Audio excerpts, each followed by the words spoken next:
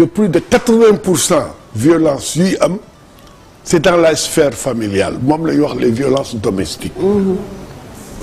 nijaay bu jam jarbaatam. waaw ou bien par exemple ki nga xam ne dafa bon kii na lu tudd bon na lu tudd. ñaari wujju par exemple. ñaari wujju. ou bien bon man nag je suis très transparent.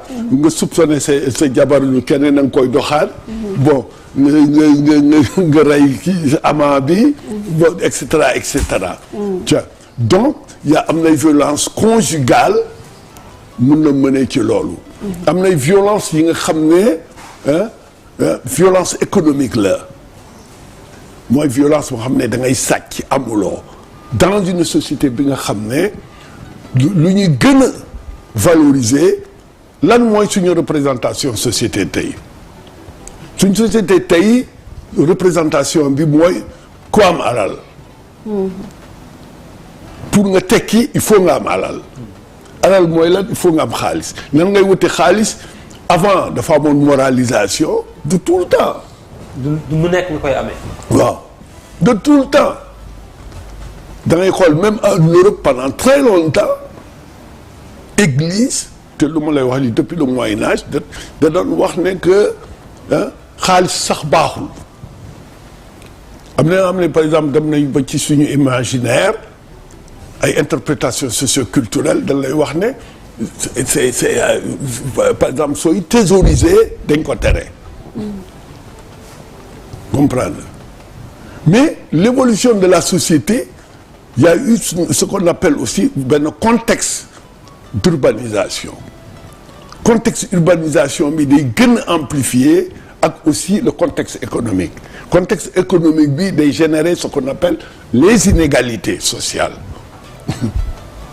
yow yaa ngi nekk société ba nga xam ne il faut nga am oto yaakaar nañu il faut nga am oto malheureusement on ne produit pas des oto donc ku am bolide ku am oto yu kii na lu tudd les 8-8 les machins et cetera bon xam nga avant sax dañ la doon tagg diw moo jur diw xam nga loolu maintenant c'est de moins en moins léegi dafa am sax lu ñuy wax géwél VIP comprendre VIP dafa am par exemple culte de l'argent culte de la réussite donc toutes les catégories sociales exclues de cela qui sont lu may wax ne par exemple dans ce qu'on appelle la survie ou bien lu ñuy wax la maltraitance sociale parce que dafa am maltraitance sociale maltraitance c'est pas seulement physique violence aussi c'est pas seulement physique il y a la violence psychologique qui peut pousser yow par exemple dangay xool yow liggéeyoo ne la yow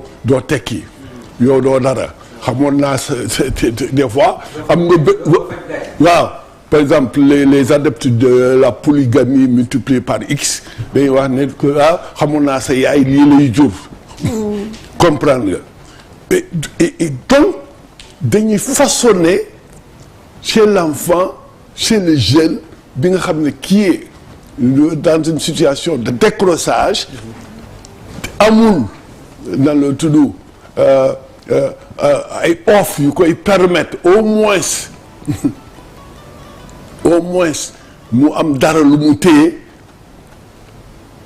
ñooñu sont destinés c'est la plupart des jeunes en banlieue sont destinés pour réussir soit ñu def le passage à l'acte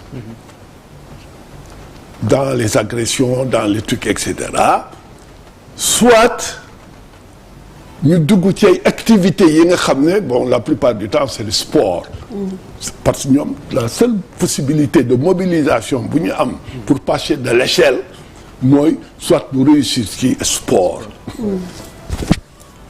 bon réussir ci làmb j'ai rien contre la lutte j'adore la lutte hein?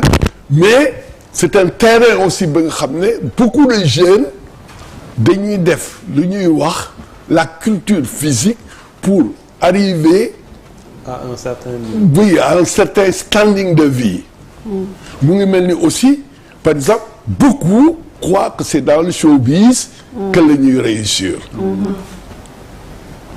rattrapage ce que j'appelle le rattrapage social ñeneen ñi seen doom yi dem nañu jàngi université les grandes écoles ba et cetera ñi nga xam ne ñu ngi jógee ci classe populaire yi nga xam ne c'est des classes délestées sur le plan des possibilités économiques hein, ils n'ont pas les mêmes chances donc ils sont dans une situation yi nga xam ne de compétition hein, pour ñu arriver. Donc c'est une question de survie.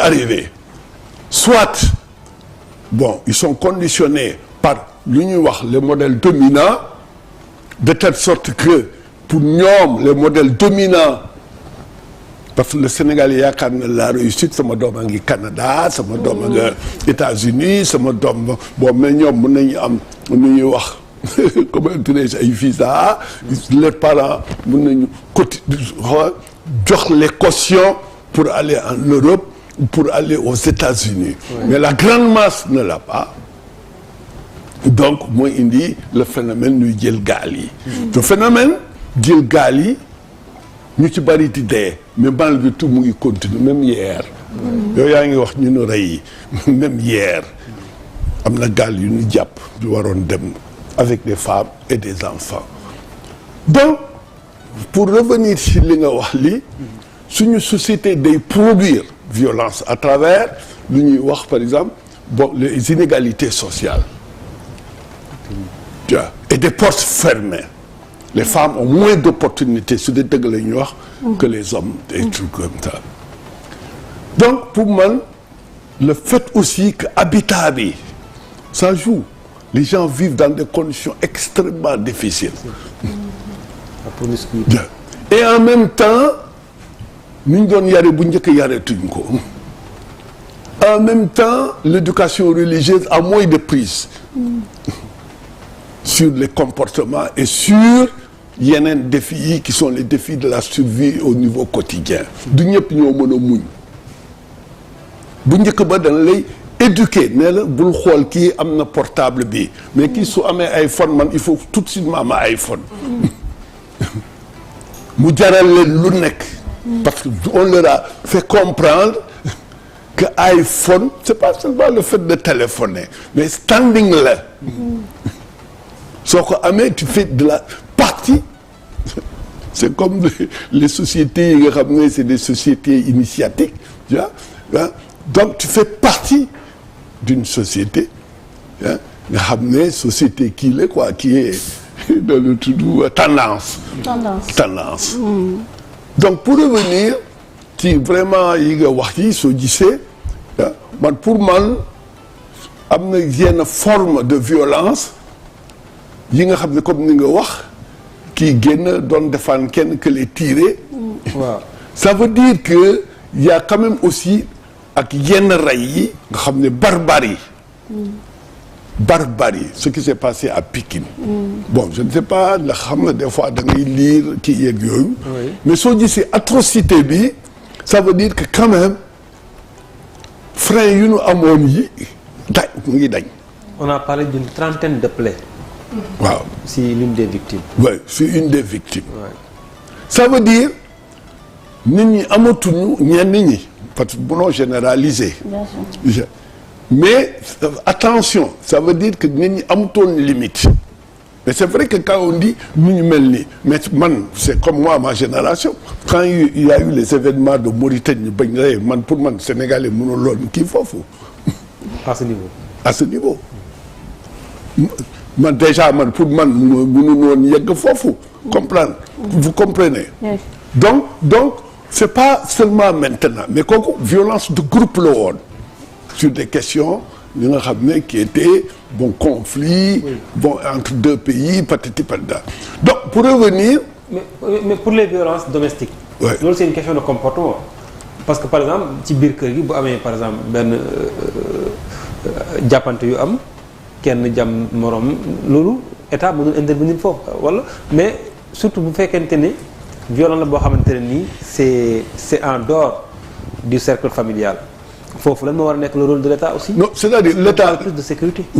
l'État comme ni nga wax nii est garant de la sécurité des personnes et des biens.